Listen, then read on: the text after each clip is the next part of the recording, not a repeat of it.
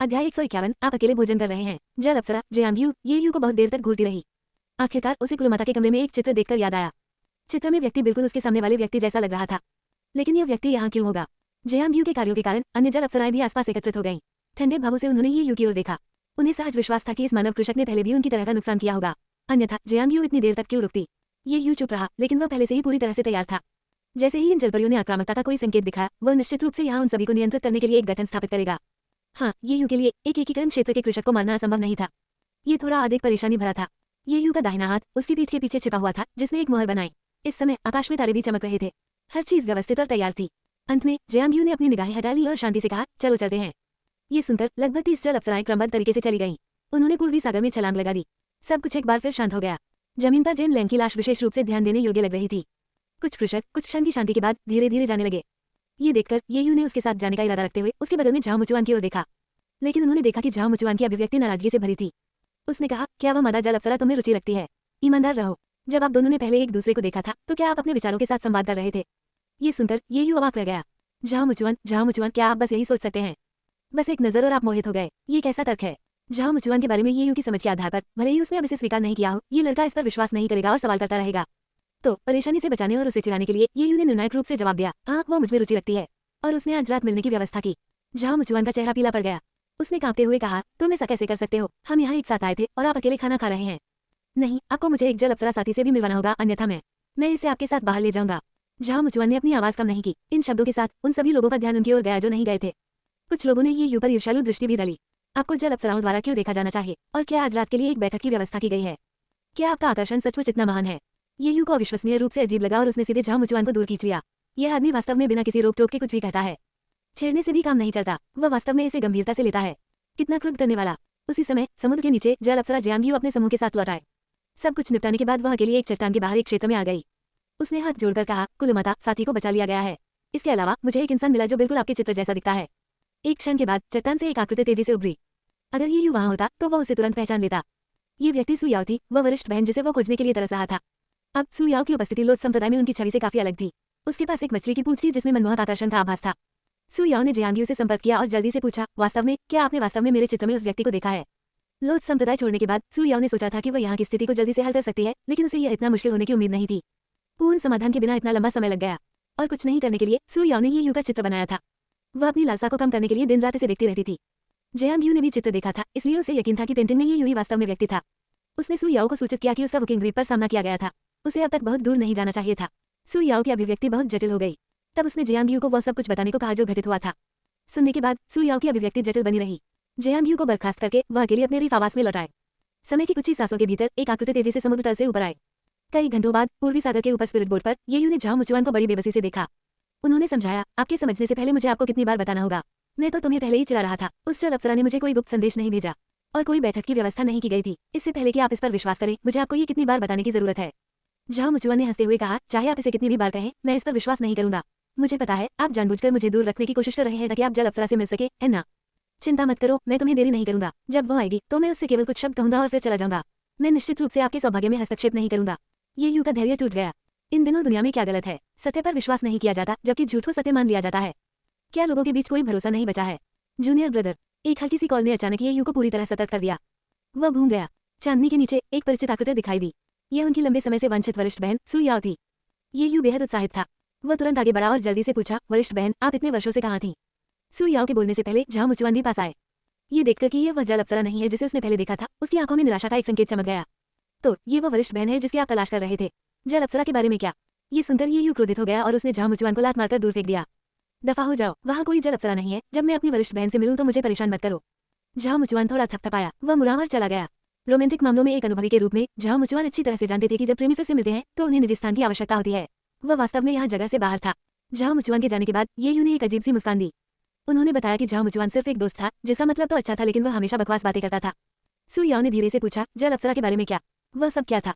ये यू ने उपेक्षापूर्वक अपना हाथ लहराया। ये सिर्फ एक गलतफहमी थी। वरिष्ठ बहन, मुझे सचमुच आपकी बहुत याद आती है। इस समय सु याओ की आंखें तुरंत नर्म हो गईं। जैसे ही वह बोलने ही वाली थी, उसने देखा कि ये यू पहले से ही पालथी मारकर बैठा हुआ है।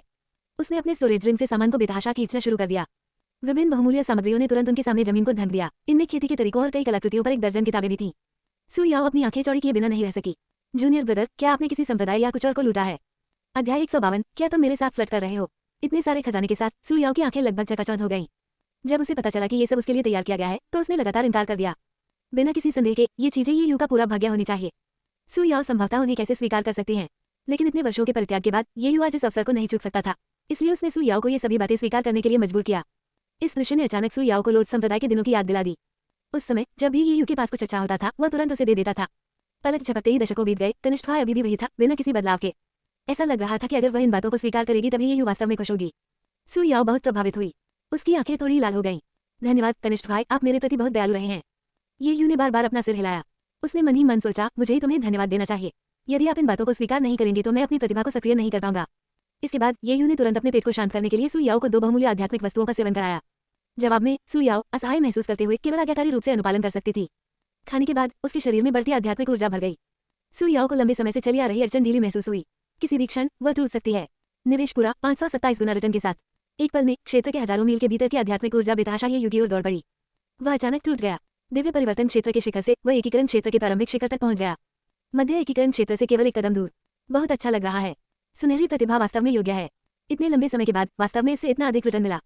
सू याओ ने अभी आध्यात्मिक ऊर्जा में परिवर्तन देखा। उसने असमंजस में पूछा, जूनियर भाई तुम अचानक कैसे घुस आए? ये यू का दिमाग दौड़ गया। उसने तुरंत उत्तर दिया, ऐसा इसलिए हो सकता है क्योंकि मैं सीनियर सिस्टर को देखकर इतना खुश था कि मैंने अनजाने में अपने दिल में लगे बंधनों को खोल दिया और सफलता पूरी कर ली। सू याओ का चेहरा थोड़ा लाल हो गया। उसे यह एक प्रकार की स्वीकारोक्ति की तरह लग रहा था, और ये यू के मन में केवल एक ही विचार था, उसे सू याओ को मजबूती से अपने पास रखना था। इस बार वो उसे जाने नहीं देगा। तो ये यू तुरंत आगे बढ़ा और सू याओ की कलाई पकड़ ली। बड़ी बहन, चलो फिर से अलग नहीं होंगे, ठीक है? इस बीच सपने के बाहर नींद में ये यू अवचेतन रूप से आगे बढ़ गया। उसने तोबा किए की कलाई नहीं पकड़ी, इसके बजाय उसने सीधे उसका दाहिना हाथ पकड़ लिया। उनकी उंगलियां आपस में जुड़ गईं। बड़ी बहन, चलो फिर से अलग नहीं होंगे, ठीक है? नींद में ये यू के बड़बड़ाते शब्दों के साथ साथ इस बेहद स्पष्ट हावभाव ने तोबा किए को, जो पहले से ही भावनात्मक रूप से अस्थिर था, और भी अधिक घबरा दिया। एक ऐसी महिला के रूप में जो कभी किसी रिश्ते में नहीं रही थी, वह कभी भी किसी पुरुष के इतनी करीब नहीं रही थी। ऐसा कोई कदम उठाना तो दूर की बात है। कनिष्ठ भाई, मुझे गंभीरता से संदेह है कि आप बिल्कुल सो नहीं रहे हैं। क्या आप मेरे साथ फ्लर्ट करने का मौका ले रहे हैं? तोबा क्यू ने उनकी आपस में जुड़ी उंगलियों को देखा। उसके दिल की धड़कन तेज हो गई। यह उपन्यासों में महत्वपूर्ण अर्थ वाली एक क्रिया थी। केवल निकटतम प्रेमी ही ऐसा करेंगे। तोबा क्यू बेहद चिंतित थी। वही यू के करीब झुक गई। जब उसे पता चला कि वह सचमुच गहरी नींद में है तो उसके चेहरे पर लाली और गहरी हो गई। यदि ये यू सोने का नाटक नहीं कर रहा है तो इसका मतलब है कि उसने सपने में मेरा सपना देखा है, और इस तरह के भाव से कोई रास्ता नहीं, कोई रास्ता नहीं। जूनियर भाई, क्या आप वास्तव में मुझे अपने सपनों के प्रेमी के रूप में देखते हैं? इस संभावना के बारे में सोचते हुए तोबा क्यू को अविश्वसनीय रूप से शर्म महसूस हुई। उसने फुसफुसाते हुए कहा, जूनियर ब्रदर, तुम सपने में भी मेरे साथ फ्लर्टी नहीं हो सकते। हालांकि उसने ये कहा, तोबा क्यू ने फिर भी अपना दाहिना हाथ नहीं हटाया। सपने में सू याओ भी ये यू की अचानक हरकत से चौंक गई। उसने सहजता से अपना हाथ हटाने की कोशिश की, लेकिन ये यू की पकड़ बहुत कड़ी थी। वह इसे वापस नहीं खींच सकी। जब उसने पूछा, जूनियर भाई आप क्या कर रहे हैं, उसका नाजुक चेहरा थोड़ा लाल हो गया। ये यू का चेहरा गंभीर था। वरिष्ठ बहन, आपकी अनुपस्थिति में मुझे आपकी बहुत याद आई। चाहे कुछ भी हो, इस बार मैं तुम्हें जाने नहीं दूंगा। अन्यथा यदि आप पहले की तरह चुप हो जाते हैं तो मैं वास्तव में इसे बर्दाश्त नहीं कर सकता। ये सुनकर सू याओ की अभिव्यक्ति जटिल हो गई। लंबी चुप्पी के बाद उसने धीरे से कहा, जूनियर भाई, मुझे वास्तव में कुछ मामलों पर ध्यान देना है। अधिकतम आधा महीना, आधे महीने के बाद जब सब कुछ तय हो जाएगा मैं लोट संप्रदाय में लौटाऊंगा। उस समय मैं तुमसे अलग नहीं होऊंगा। ये यू ने निर्णायक रूप से अपना सिर हिलाया। चाहे जो भी हो, मैं इसे तुम्हारे साथ करूंगा। सू याओ ने जल्दी से मना कर दिया।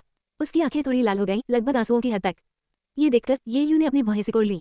उसने धीरे से अपना दाहिना हाथ ढीला कर दिया। उसे वास्तव में समझ नहीं आया कि सू याओ ऐसा क्यों कर रहा था। आखिर मामला क्या था? क्या ये सचमुच इतना कठिन था?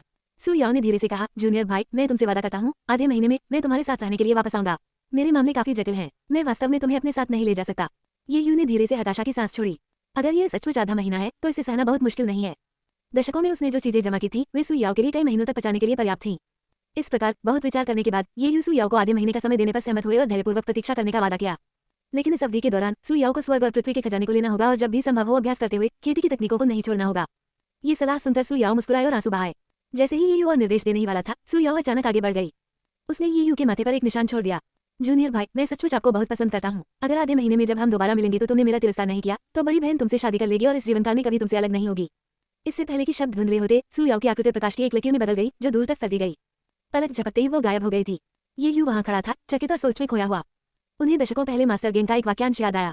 आपकी वरिष्ठ बहन आपको पसंद करती है, वह बस आपके कबूल करने का इंतजार कर रही है। क्या सचमुच ऐसा है? सू याओ के साथ बिताए सभी पलों को याद करते हुए ये यू का दिल धड़क उठा। अगर वो उसके साथ अपना जीवन बिता सके तो यह निश्चित रूप से बहुत खुशी की बात होगी। ये यू के होठों पर हल्की सी मुस्कान आ गई। जैसे ही वह जाने वाला था, अचानक उसकी नजर एक मोती पर पड़ी जहां सू याओ खड़ा था।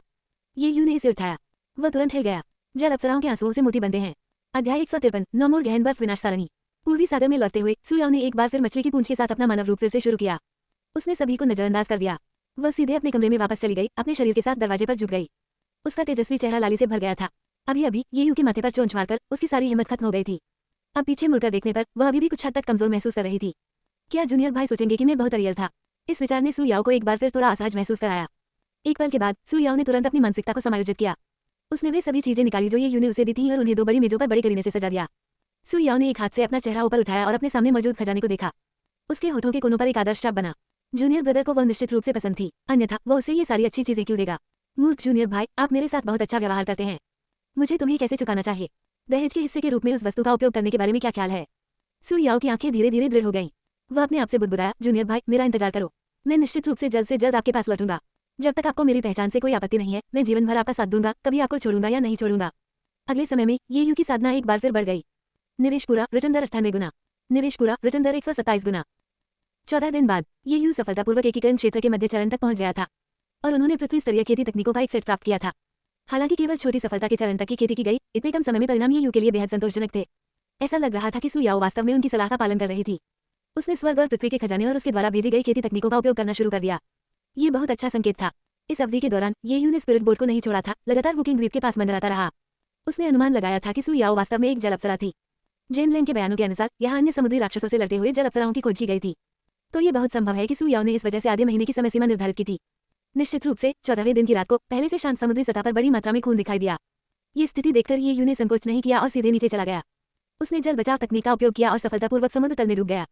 उसे आश्चर्य हुआ जब उसने देखा कि लगभग 100 जल अप्सराएं यहाँ एकत्रित थीं, जो समुद्री राक्षसों के एक समूह के साथ भयंकर युद्ध में लगी हुई थीं। उनमें से जयांग यू भी था, जिसे उसने पहले बुकिंग द्वीप पर देखा था। इस समय जयांग यू ने ये यू को भी देखा। उसकी आंखों में आश्चर्य की झलक दिखाई दी। उसने सोचा कि वह कुलमाता सू याओ द्वारा बुलाया गया एक सहायक था। तो वह तुरंत चिल्लाई, क्या तुम मदद के लिए नहीं आ रहे हो? ये सुनकर ये यू ने अपनी भौहें थोड़ी ऊपर उठाई। उसने असमंजस में पूछा, तुम्हें मालूम था मैं आ रहा हूँ? इस प्रश्न ने जयांग यू को आश्चर्यचकित कर दिया। उसने तुरंत पूछा, क्या आप कुलमाता द्वारा बुलाए गए सहायक नहीं है? ये यू ने इनकार नहीं किया, लेकिन बदले में पूछा, सू याओ? जयांग यू ने सहजता से सिर हिलाया। यह उत्तर पाकर ये यू काफी आश्चर्यचकित हुआ। उसे वास्तव में उम्मीद नहीं थी कि वरिष्ठ बहन सू याओ वास्तव में इन जल अप्सराओं की कबीले नेता थी। चूंकि यह मामला है तो हम एक ही पक्ष में हैं। निश्चित रूप से मदद करनी होगी। ये यू ने संकोच नहीं किया। उन्होंने तुरंत इटर्नल स्टार डायग्राम सक्रिय कर दिया। एक पल में रात का आकाश टिमटिमाते तारों से भर गया। प्रकाश तुरंत समुद्र तल में प्रवेश कर गया। यहाँ एक विशाल संरचना का निर्माण किया गया। जलीय अप्सराओं को छोड़कर सभी समुद्री जीवों के नीचे एक अजीब पैटर्न दिखाई दिया। इस अचानक परिवर्तन ने उपस्थित सभी लोगों को चौंका दिया। ये यू के हाथ हिले, जिससे अजीब पैटर्न धीरे धीरे घूमने लगा। अगले सेकंड में अनगिनत बर्फ की स्पाइक्स अचानक दिखाई दी, जिससे हर तरफ नीली रोशनी फैल गई। उन्होंने सभी समुद्री राक्षसों के दिलों में सटीकता से प्रवेश किया। दिव्य परिवर्तन क्षेत्र के अंतिम चरण से नीचे के समुद्री राक्षसों की मौके पर ही मृत्यु हो गई। दिव्य परिवर्तन क्षेत्र के अंतिम चरण से ऊपर के लोग गंभीर रूप से घायल हुए थे, भले ही उनकी मृत्यु न हुई हो। ये 4 9 tons profound ice inhalation array थी, जो इटर्नल स्टार डायग्राम में सबसे घातक संरचना थी। श्रृंखला समाप्त होने के बाद लगभग सभी समुद्री राक्षस मर चुके थे। जो कुछ बचे थे वे सभी गंभीर रूप से घायल हो गए थे। ये यू को भयभीत होकर देख रहे थे। फिर उन सभी ने भागने के लिए अपनी तकनीकों का इस्तेमाल किया। स्थिति को तुरंत पलटने की क्षमता ने सभी जल देवियों को आश्चर्यचकित कर दिया, विशेष रूप से जयांग यू। उनकी अभिव्यक्ति विशेष रूप से ज्वलंत थी। ये कैसे संभव है? इस मानव कृषक के पास इतनी भयानक शक्ति कैसे हो सकती है? रुको, वह कब टूटा? जब हम आखिरी बार मिले थे तो क्या ये मानव दिव्य परिवर्तन के चरम पर नहीं था? वह पहले ही इतनी जल्दी एकीकरण क्षेत्र में प्रवेश कर चुका है। और जयांग यू एकीकरण क्षेत्र के शुरुआती चरण में थी, इसलिए वह ये यू की खेती को नहीं देख सकी। क्या इसका मतलब यह है कि ये यू पहले ही एकीकरण क्षेत्र के मध्य या अंतिम चरण में कदम रख चुका है? सिर्फ आधे महीने के समय में इतनी बड़ी छलांग कैसे पूरी की जा सकती है? जबकि जयांग यू आश्चर्यचकित थी, ये यू पहले ही उसके पास आ चुका था। उसने असमंजस में पूछा, सू याओ कहाँ है? ये सुनकर जयांग यू की अभिव्यक्ति बदल गई। उसने तुरंत उत्तरी समुद्री क्षेत्र की ओर इशारा किया और समझाया, मातृसत्ता हमारे दबाव को दूर करने के लिए 9 सिर वाले बार ड्रैगन यांग क्यूई और 2 एकीकरण समुद्री राक्षसों को आकर्षित करने के लिए अकेले चली गई है। वरिष्ठ, हमें आशा है कि आप हमारी मदद करने आ सकते हैं। खेती की दुनिया में विशेषज्ञों को प्राथमिकता दी जाती है। ये देखते हुए कि ये यू की खेती उनसे अधिक है, जयांग यू के लिए उन्हें वरिष्ठ के रूप में संबोधित करना उचित है। ये सुनकर ये यू तुरंत चिंतित हो गया। हालांकि वह 9 हेडेड फ्लड ड्रैगन की खेती के सटीक स्तर को नहीं जानता था, केवल तो दाव इंटीग्रेशन समुद्री राक्षस सू याओ के लिए चीजों को बेहद कठिन बनाने के लिए पर्याप्त थे।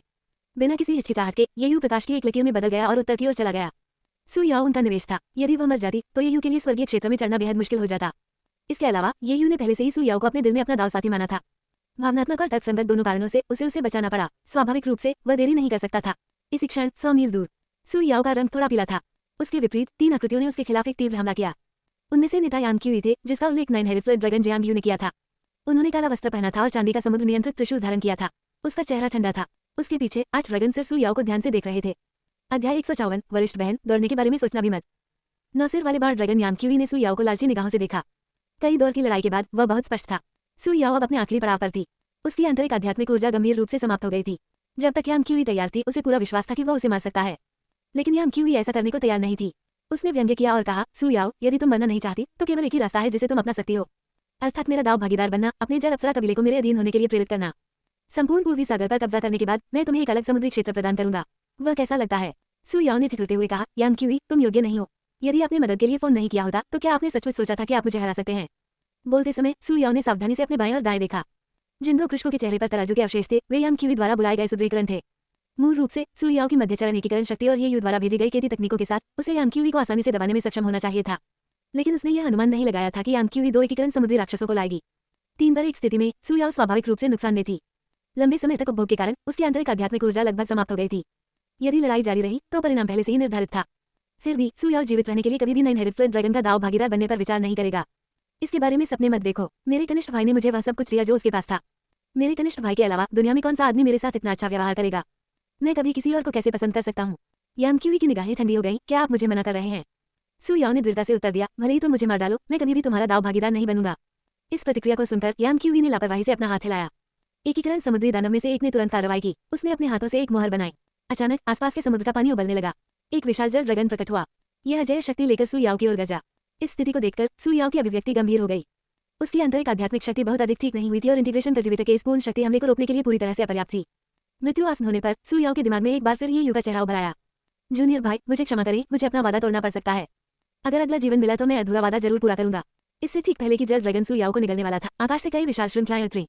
उन्होंने तुरंत जल ड्रैगन को समुद्र के तल में फंसा दिया। विशाल जल ड्रैगन ने तुरंत चकनाचूर होने से पहले एक शोकपूर्ण रोना जारी किया। ये देखकर यान क्यूई और अन्य 2 एकीकरण समुद्री राक्षसों ने तुरंत अपनी भौहें सिकोड़ ली। ये यू की आकृति अचानक सु याओ के बगल में दिखाई दी। उसने धीरे से पूछा, बड़ी बहन, तुम ठीक हो? सु याओ ने हैरानी से अपना सिर हिलाया। उसे अपनी आंखों पर विश्वास ही नहीं हो रहा था। जूनियर ब्रदर इस जगह पर क्यों दिखाई दिए? इससे पहले कि सु याओ पूछ सके, ये यू धीरे से पलटा। उसने यान क्यूई और 2 समुद्री राक्षसों को देखा और उदासीनता से कहा, तुम सच में मत मान रहे हो? सु याओ हैरान थी। उसने तुरंत ये यू को दूर खींचने की कोशिश की। उसके दिल में ये यू अभी भी चांदनी के नीचे चरम चरण का दिव्य परिवर्तन साधक था। वह संभवतः यान क्यूई और अन्य का मुकाबला नहीं कर सकता। हालांकि जब सु याओ ने उसे खींचने की कोशिश की तो उसे केवल खालीपन मिला। ये यू पहले ही आगे बढ़ चुका था। वह यान क्यूई और 2 समुद्री राक्षसों के बीच में प्रवेश कर गया। अकेले होते हुए भी उसने कोई डर नहीं दिखाया। उसने अपने हाथ एक साथ जोड़ लिए और तुरंत उसके शरीर से चमकदार रोशनी फूट पड़ी। उसने यान क्यूई, 2 समुद्री राक्षसों और खुद को घेरते हुए एक विशाल त्रिकोणीय अवरोध बनाया। संरचना के अचानक प्रकट होने से यान क्यूई और 2 समुद्री राक्षस बहुत चिंतित हो गए। लेकिन जल्द ही उन्हें एहसास हुआ कि ये यू भी एक एकीकरण क्षेत्र का कृषक था। 1 के मुकाबले 3 फायदा उनका था। उन्होंने तुरंत खुद को आश्वस्त किया और ये यू पर हमला करने के लिए अपनी तकनीक तैयार करना शुरू कर दिया। लेकिन ये यू अविचल रहा। उनका पूरा शरीर अचानक मायावी हो गया। एक सांस के समय में वह पूरी तरह से अंधेरे में विलीन हो गया। यह इटर्नल स्टार डायग्राम से आत्मा को मारने वाला दानव समूह था। ये यू को गायब देखकर यान क्यूई ने कोई झिझक नहीं दिखाई। उसने तुरंत प्रतिक्रिया व्यक्त की, अपने हाथ उसके सामने रखे और एक अजीब हाथ की मोहर बनाई। उसके पूरे शरीर से नीला प्रकाश निकल रहा था। तुरंत उसके पीछे 8 ड्रैगन सिर तेजी से बढ़ने लगे। बहुत पहले उन्होंने लगभग 100 फीट लंबे अलग अलग ड्रैगन बनाए। उनके विशाल शरीर ने लगभग पूरे अवरोध को भर दिया। फिर भी ये यू का पता नहीं चल पाया। यान क्यूई घबरा गई। जैसे ही वह बलपूर्वक अवरोध को तोड़ने वाला था, अचानक एक जोरदार गर्जना हुई। वज्र तकनीक का राक्षसों और आत्माओं पर प्राकृतिक संयम प्रभाव पड़ता है और वे बेहद दबंग और शक्तिशाली होते हैं। गड़गड़ाहट की आवाज के साथ यान क्यूई और 2 समुद्री राक्षसों ने अपनी आंखों में सदमे का संकेत दिखाया। ये कैसे हो सकता है? समुद्र के तल पर गड़गड़ाहट कैसे हो सकती है? अगले ही पल बिजली के अनगिनत बोल्ट गिरे, जिससे ऐसा लगा कि अवरोध दिनों के अंत जैसा हो गया है। एक पल में क्षेत्र निरंतर विलाप से भर गया। पूरी प्रक्रिया लगभग 1 घंटे तक चली। उसके बाद ही बिजली धीरे धीरे खत्म हुई। जमीन पर केवल 3 जले हुए काले अवशेष बचे थे। उनके राक्षसी रूपों को अब अलग नहीं किया जा सकता। उनकी मृत्यु की पुष्टि करते हुए ये यू ने धीरे से अपना रूप प्रकट किया और अवरोध हटा लिया। इस समय सु याओ जल्दी में आ गया। ये यू का सावधानीपूर्वक निरीक्षण करने के बाद ये सुनिश्चित करने के बाद कि उसे कोई नुकसान नहीं हुआ है, अंततः उसे राहत महसूस हुई। लेकिन उसकी पहली प्रतिक्रिया भागने की थी। ये देखकर ये यू ने तुरंत उसकी कलाई पकड़ ली। उसने असमंजस में पूछा, बड़ी बहन, तुम क्यों भाग रही हो? क्या कुछ और है? सु याओ ने ये यू की आंखों को ढकने के लिए अपने दूसरे हाथ का इस्तेमाल किया। वह घबराकर बोली, मत देखो, मैं ऐसे ही बदसूरत हूँ। इस समय सु याओ का दाहिना हाथ अचानक कांपने लगा। उसकी आवाज धीमी और भारी हो गई। जूनियर भाई, मैं एक समुद्री दानव हूँ। मैं हमेशा इस बात से जूझता रहा हूँ कि आपको ये कैसे बताऊं। मूल रूप से मैंने समुद्र के तल पर मामलों से निपटने के बाद आपको बताने की योजना बनाई थी जब मैं लोट संप्रदाय में लौटा था। लेकिन मुझे उम्मीद नहीं थी कि तुम वापस आओगे। मेरी वर्तमान स्थिति में मैंने तुम्हें डरा दिया होगा, है ना? ये यू की अभिव्यक्ति तुरंत काफी अजीब हो गई। डरा हुआ कुरूप, क्या मजाक है? मछली की पूंछ वाला मानव शरीर एक आदमी को उत्तेजित करेगा, यह विशुद्ध रूप से हमले की गति को बढ़ाता है। इसके अलावा ऐसे माहौल में यह उपस्थिति प्रेमियों के बीच सबसे प्यारे छोटे आश्चर्य की तरह थी।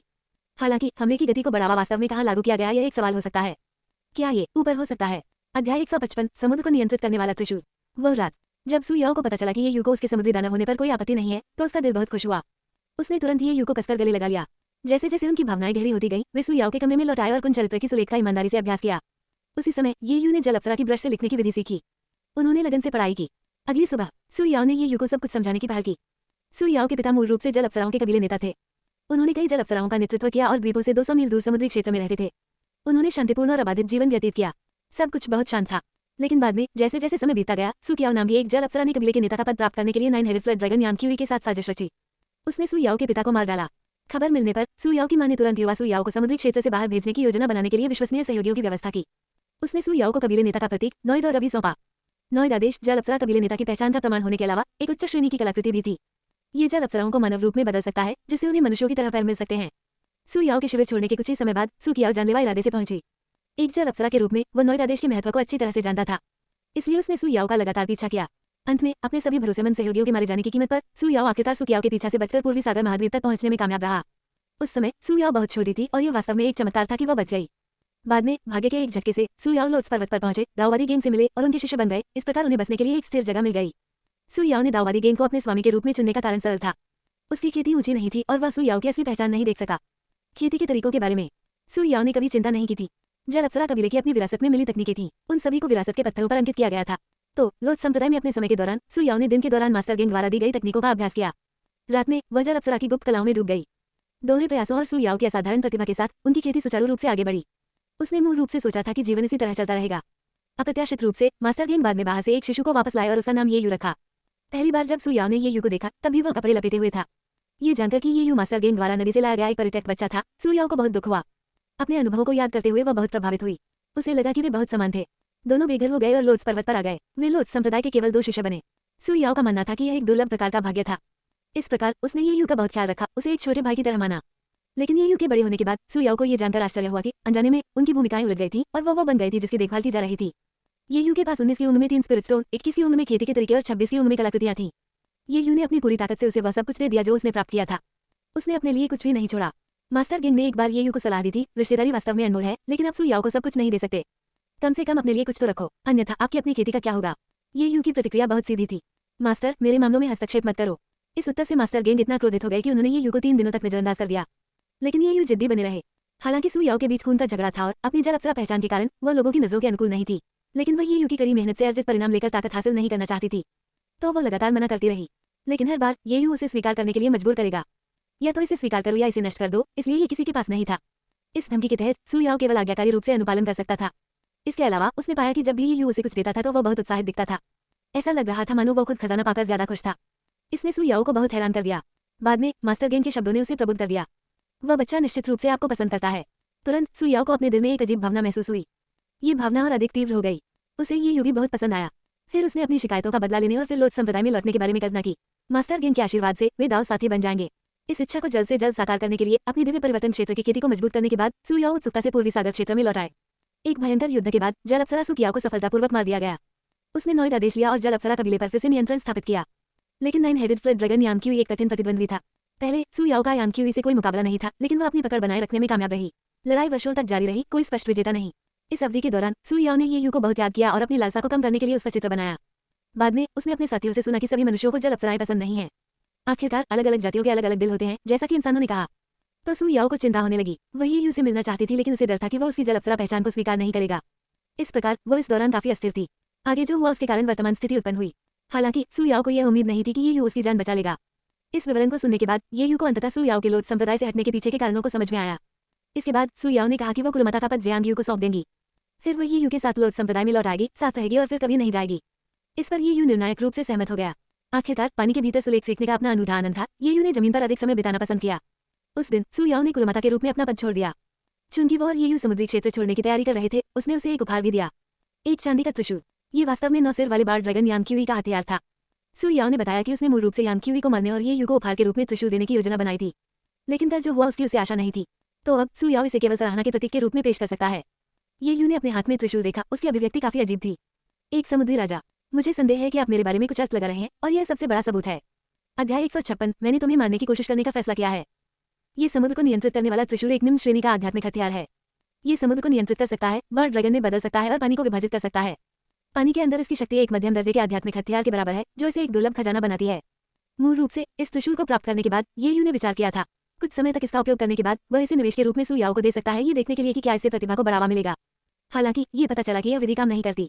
ये यू काफी निराश था, लेकिन इससे उनका उत्साह कम नहीं हुआ। इसके बाद मास्टर गेंग की गवाही के तहत ये यू और सु याओ ने शादी कर ली और दाव साथी बन गए। लेकिन उन्होंने अपना समय बर्बाद नहीं किया। ये यू ने सु याओ को अपने साथ लिया जब वे खेती की दुनिया में यात्रा कर रहे थे, निवेश के रूप में विभिन्न खजानों की लगातार खोज कर रहे थे। केवल कुछ दशकों में ये सफलतापूर्वक एकीकरण क्षेत्र के शिखर पर पहुंच गया। असेंशन क्षेत्र के निकट वह तेजी से उत्साहित हो गया। उसने गुप्त रूप से कसम खाई कि इस बार वह पूरी तरह से पता लगाएगा कि स्वर्गीय क्षेत्र क्या है। लेकिन एक बरसात की रात में सू याओ को जियांग से एक संकटपूर्ण कॉल मिली। ये बताया गया था कि एक समुद्री ड्रैगन ने आक्रमण किया था और बड़े पैमाने पर नरसंहार कर रहा था और वे विरोध करने में असमर्थ थे। सू याओ बेहद चिंतित थी। हालांकि उसने कबीले नेता के रूप में पद छोड़ दिया था, फिर भी वह जल अप्सरा कबीले की सदस्य थी। जब कबीला खतरे में था, सू याओ उदासीन नहीं रह सका। मूल रूप से सू याओ ने अकेले जाने की योजना बनाई थी, लेकिन ये यू ने उसे रोक दिया। उसने उसके साथ जाने की जिद की। जैसे ही सू याओ कुछ और कहने वाली थी, ये यू ने धीरे से कहा, पति और पत्नी एक है, स्वाभाविक रूप से भाग्य और प्रतिकूलता दोनों को साझा करते हैं। सू याओ बहुत प्रभावित हुई। दोनों तेजी से जल अप्सरा के क्षेत्र में पहुंचे। उन्हें वो क्षेत्र लाशों से अटा पड़ा मिला। केवल एक दर्जन या इतनी ही जल अप्सराएं गंभीर रूप से घायल हुई, लेकिन फिर भी जीवित रहीं, हालांकि उन्होंने प्रतिरोध करने की अपनी क्षमता खो दी थी। उनसे कुछ ही दूरी पर भूरे रंग का लबादा पहने एक अधेड़ उम्र का आदमी खड़ा था। इस आदमी की नजर ठंडी और निर्मम थी, चेहरा कठोर था और क्रोध के बिना अधिकार की आभा प्रदर्शित करता था। वह धीरे से बोला, मुझे लगा शायद तुम आने की हिम्मत नहीं करोगे। मुझे उम्मीद नहीं थी कि आप इतनी जल्दी आ जाएंगे। इस उपहासपूर्ण टिप्पणी को सुनकर सू याओ ने उदासीनता से पूछा, आप कौन हैं और मेरे रिश्तेदारों को क्यों मार रहे हैं? मध्यम आयु वर्ग के व्यक्ति ने उत्तर दिया, मेरा नाम यांगजियो है। मेरा यांग क्यूई नाम का एक अयोग्य बच्चा है। तुमने उसे मार डाला, इससे कोई चिंता की बात नहीं है, लेकिन तुम्हें वह त्रिशूल बिल्कुल नहीं लेना चाहिए था। वह चीज आपकी नहीं है, इसे लेने से तुम्हें अपनी जान गंवानी पड़ेगी। ये सुनकर ये यू और सू याओ थोड़ा घबरा गए। तो ये पता चला कि नौसिर वाले बार ड्रैगन के पिता आ गए हैं। ये यू ने अपनी आंखें सिकोड़ ली। उन्होंने यांग जियाओ की जांच करने के लिए अपनी आध्यात्मिक समझ का उपयोग किया, लेकिन पाया कि वह उसकी गहराई को नहीं समझ सके। स्पष्ट रूप से ये व्यक्ति उससे अधिक शक्तिशाली था। हालांकि ये यू पीछे नहीं हटे। इसके बजाय उसने अपने हाथ के इशारे बदल दिए। एक पल में तारे टिमटिमा गए और प्रकाश समुद्र की सतह से होकर समुद्र तल तक पहुंच गया। यांग जियाओ के चारों ओर 100 मीटर का दायरा पूरी तरह से ढका हुआ था। जल्द ही उसके आसपास का स्थान, जिसमें वह स्वयं भी शामिल था, विकृत होने लगा। यांग जियो शांत रहे और मुस्कुराए भी। उसने धीरे से कहा, बहुत प्रभावशाली तकनीक है। मैंने कभी नहीं सोचा था कि संरचनाओं का मार्ग इतनी घातकता से संचालित किया जा सकता है, लेकिन इसमें बस इतना ही है। यांग जियो ने अपना हाथ घुमाया और 1000 फीट से अधिक लंबा एक विशाल ग्रे ड्रैगन प्रेत उसके पीछे दिखाई दिया। आसपास का समुद्री जल तुरंत उबलने और मथने लगा। जिस रोशनी ने यांग जियाओ को घेर लिया था वह अचानक खत्म हो गई और आध्यात्मिक ऊर्जा की एक भयानक लहर उससे निकली। ये यू अपने पिछले अनुभव के आधार पर यह निर्णय ले सकता है कि यह व्यक्ति कम से कम असेंशन क्षेत्र के मध्य चरण में था। यांग जियाओ ने ये यू की ओर इशारा किया और मजाक उड़ाया, आप काफी प्रभावशाली हैं। पहले मुझे इस मादा जल अप्सरा से निपटने दो और फिर मैं तुम्हें संभालूंगा। बेशक यदि तुम बुद्धिमान हो और मेरे अधीन होना चाहते हो तो मैं तुम्हारी जान बख्श सकता हूँ। ये सुनकर सू याओ का चेहरा उदास हो गया। वह अच्छी तरह जानती थी कि ये यू की मदद से भी वे यांग जियो की बराबरी नहीं कर पाएंगे। तो सू याओ ने ये यू की ओर थोड़ा सा सिर हिलाया, उम्मीद करते हुए कि वह उसे जाने देगा। ये यू की भौहें तन गईं। धिक्कार है, लगभग पूरे 2 क्षेत्रों में अंतर है, चाहे उसकी तकनीकें कितनी भी मजबूत क्यों न हो, ये यू इस विशाल अंतर को पार नहीं सका। हालांकि चाहे कुछ भी हो, सू याओ मर नहीं सकती थी। वह ये यू की प्रिय थी और उसकी सफलता की कुंजी भी थी। यदि सू याओ वास्तव में मर गया तो ये यू को इस जीवनकाल में कभी भी आगे बढ़ने का मौका नहीं मिलेगा। इस प्रकार ये यू अचानक आगे बढ़ गया। उसने अपने भंडार रिंग से समुद्र को नियंत्रित करने वाला त्रिशूल निकाला और जोर से चिल्लाया, उसे जाने दो या मैं इसे अभी नष्ट कर दूंगा। यांग जियाओ अपनी जगह पर रुका और व्यंग्य किया। वह शुरू में ये यू का मजाक उड़ाना चाहता था, ये सोचकर कि उसके पास आध्यात्मिक हथियार को नष्ट करने की शक्ति नहीं है। लेकिन ये यू के पहले गठन की शक्ति को याद करते हुए, जो निश्चित रूप से एक क्लेश क्रॉसिंग कल्टीवेटर को नष्ट कर सकता था, यांग जियो ने गहरी आवाज में कहा, आपके पास मेरे साथ बातचीत करने की योग्यता नहीं है। यदि आप उस त्रिशूल को नष्ट कर देंगे तो आपका जीवन भी जबत हो जाएगा। क्या यह इसके लायक है? ये यू ने दृढ़ता से दोहराया, उसे जाने दो, नहीं तो त्रिशूल टूट जाएगा। जैसे ही शब्द उसके मुंह से निकले, 4 दिव्य पशु प्रेत ये यू के चारों ओर चारों दिशाओं में प्रकट हो गए। 4 दिव्य जानवरों की हत्या संरचना। ये देखकर यांग जियो ने तुरंत रुकने के लिए कहा। वह संरचना के भीतर निहित अपार शक्ति को महसूस कर सकता था। ये निश्चित रूप से निम्न श्रेणी के आध्यात्मिक हथियार को नष्ट कर सकता है। यांग जियाओ समुद्र को नियंत्रित करने वाले त्रिशूल के नष्ट होने के परिणाम को सहन नहीं कर सका, क्योंकि यह उसके लिए बहुत उपयोगी था, अन्यथा वह इसे पुनर्प्राप्त करने के लिए इतनी दूर तक नहीं जाता। ये यू ने सू याओ से कहा, अपने लोगों को ले जाओ और चले जाओ। सू याओ ने ये कहते हुए सुझाव अस्वीकार कर दिया कि वह उसके साथ रहना चाहती है। ये यू ने अपनी आध्यात्मिक भावना से संचार किया, मेरे पास बचने का एक रास्ता है, पहले आप चले जाओ। ये सुनकर सू याओ को अब कोई झिझक नहीं हुई और वो तुरंत घायल जल अप्सराओं को ले गया। ये यू ने उन्हें जाते हुए देखा, उसने तुरंत अपना वादा पूरा किया और यांग जियो की ओर समुद्र को नियंत्रित करने वाला त्रिशूल फेंक दिया। यांग जियो ने त्रिशूल का सावधानीपूर्वक निरीक्षण किया और पुष्टि की कि यह असली है। उनकी अभिव्यक्ति ठंडी हो गई जब उन्होंने कहा, पहले कभी किसी ने मुझसे बातचीत करने की हिम्मत नहीं की, इसलिए मैंने अपना मन बदल लिया है। तुम्हें मरना होगा और उस मादा जल अप्सरा को भी मरना होगा। ये यू ने मुस्कुराहट का संकेत प्रकट किया। उसने धीरे से कहा, मुझे पता था कि तुम ऐसा करोगे, इसलिए मैंने तुम्हें मारने की कोशिश करने का फैसला किया है। यांग जियाओ को दुनिया का सबसे महान चुटकुला सुनने को मिला। एक एकीकरण क्षेत्र एक आरोहण क्षेत्र को नष्ट कर रहा है। जिसने भी ऐसा कहा है वह अपने दिमाग से बाहर हो गया होगा। लेकिन अगले ही पल यांग जियाओ की मुस्कान अचानक गायब हो गई। उनके हाथ में समुद्र को नियंत्रित करने वाला त्रिशूल एक जबरदस्त रोशनी के साथ फूट पड़ा। फिर 4 दिव्य जानवरों की हत्या संरचना यांग जियो के पक्ष में स्थानांतरित हो गई। ये जो dragon, white tiger, vermilion bird और ब्लैक कछुए के प्रेत ऐसे दिखाई दिए जैसे कि वे असली हों। प्रत्येक ने दहाड़ निकाली और विनाशकारी आभा पूरे दृश्य में फैल गई। अध्याय 157, दाहिना हाथ गीला है। यांग जियाओ ने अपने हाथ में समुद्र को नियंत्रित करने वाले त्रिशूल को देखा, लेकिन अपनी भौहों को थोड़ा ऊपर उठाने में असमर्थ रहा। शुरुआत से यह आध्यात्मिक हथियार 4 दिव्य जानवरों की हत्या संरचना का गठन केंद्र था। तो जहां भी यह आइटम जाएगा, 4 दिव्य जानवरों की हत्या संरचना का पालन किया जाएगा। दिलचस्प, एक गतिशील गठन बिंदु। यांग जियो ने मुस्कुराहट दिखाई। उन्होंने कहा, आप वास्तव में नहीं सोचते हैं कि सिर्फ इस पर भरोसा करते हुए एक एकीकरण क्षेत्र एक आरोही क्षेत्र को मार सकता है, क्या आप? ये यू चुप रहे। इसके बजाय उसकी आकृति टिमटिमाती रही, लगातार कुछ वस्तुओं को इधर उधर रखती रही। ये देखकर यांग जियो ने अपने हाथ अपनी पीठ के पीछे रख दिए। उन्होंने घोषणा की, मैं तुम्हें अपनी क्षमताओं को खुलकर प्रदर्शित करने का मौका दे रहा हूँ, लेकिन याद रखें, यह आपके जीवन का आखिरी क्षण है। ये यू ने यांग जियो की ओर देखा और खुद को व्यस्त रखना जारी रखा। स्पष्ट रूप से यांग जियाओ को ये यू का कोई डर नहीं था। खेती की दुनिया में ये सार्वभौमिक रूप से स्वीकार किया जाता है कि सबसे शक्तिशाली तलवार की खेती करने वाले हैं और सबसे कम शक्तिशाली संरचनाएं हैं। वास्तव में एक बार सक्रिय होने के बाद संरचनाएं विनाशकारी शक्ति के मामले में कमजोर नहीं होती हैं, लेकिन इन्हें स्थापित करना बहुत जटिल है। इसमें बहुत अधिक समय लगता है। इसे स्थापित करने में की गई सारी मेहनत आसानी से शुरू होने से पहले ही बाधित हो सकती है, इसलिए यह अक्सर विफल रहता है। इसलिए खेती की दुनिया में कुछ ही लोग संरचनाओं का अभ्यास करते हैं। यांग जियो स्वाभाविक रूप से ये देखना चाहता था कि शिखर एकीकरण क्षेत्र के कृषक ये यू किस तरह का प्रभावशाली गठन स्थापित कर सकते हैं। कुछ देर की सांसों के बाद ये यू आखिरकार रुक गया। वह सीधे यांग जियो के सामने खड़ा था। इस समय उनके चारों ओर की जमीन तारों की रोशनी से चमकने लगी, जो 4 दिव्य जानवरों के प्रेत की ओर एकत्रित हो गई। 4 दिव्य जानवरों ने भयंकर गर्जना की। अचानक ऐसा लगा मानो वे जीवित हो गए हों। उन्होंने यांग जियो की ओर आरोप लगाया। बूम! विस्फोट का प्रभाव इतना जोरदार था कि ये यू को लड़खड़ाते हुए कुछ कदम पीछे हटना पड़ा। पल भर के लिए समुद्र का पानी मत गया और सामने एक बहुत बड़ा गहरा गड्ढा दिखाई दिया। चारों ओर हजारों मील तक फैली दरारें। यांग जियो की आध्यात्मिक ऊर्जा का उतार चढ़ाव गायब हो गया था। ये यू का चेहरा बेहद पीला पड़ गया। उस हमले से ऊर्जा की खपत बहुत अधिक थी, लेकिन जब तक यांग जियो को हटाया जा सकता है, सब कुछ इसके लायक होगा। इस समय सु याओ भी वापस आ गया। ये यू को सुरक्षित देखकर उसका हृदय उत्साह से भर गया। जैसे ही वह ये यू को गले लगाने वाली थी, एक विशाल ड्रैगन की पूंछ अचानक समुद्र तल से निकली और तुरंत ये यू के चारों ओर लिपट गई। तुरंत बाद एक विशाल ड्रैगन का शरीर भी समुद्र तल से निकला। ये ड्रैगन विशेष रूप से बड़ा नहीं था। ये 9 हेडेड फ्लड ड्रैगन यांग क्यूई से भी छोटा था, लेकिन इस ड्रैगन के सिर पर ड्रैगन के सींग पहले से ही उगने शुरू हो गए थे। ये ड्रैगन के परिवर्तन का प्रतीक था, लेकिन मरहम में एक मक्खी थी। बाएं ड्रैगन हॉर्न का एक भाग गायब था और उसका शरीर खून के धब्बों से ढका हुआ था। ये काफी अस्त व्यस्त लग रहा था। अजगर मानव भाषा में बोला, मानव बव्वा, तुम्हें मरना ही होगा, तुम्हें अवश्य ही मरना होगा। यांग जियाओ की आवाज रोष से भरी थी। उनका पिछला शांत स्वभाव चला गया।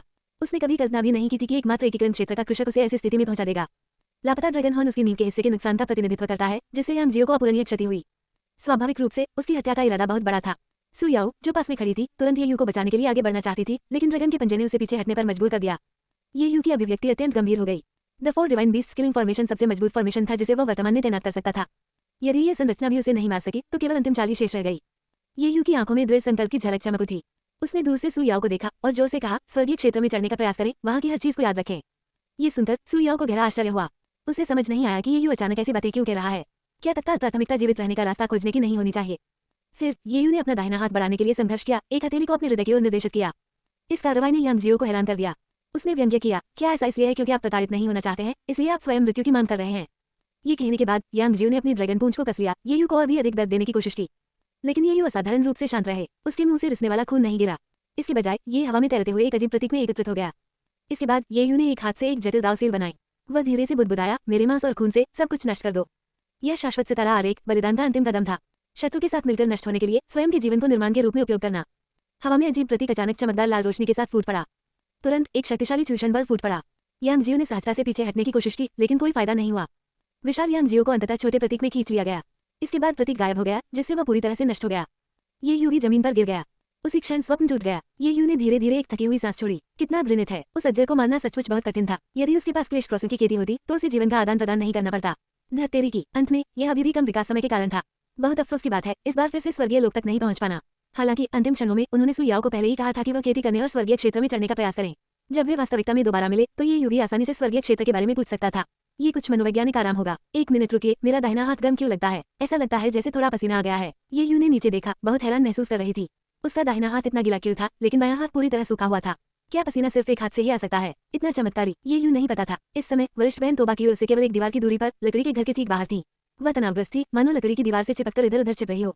अभी अगर तोबा की ने ये यूं की आंखें खोलने से ठीक पहले अपना हाथ बाहर निकालने की त्वरित प्रतिक्रिया नहीं दी होती तो वे दोनों निश्चित रूप से आमने सामने मिले होते। तोबा की बहुत घबराई हुई थी। उसे ऐसा लग रहा था जैसे वो कुछ चुरा रही है।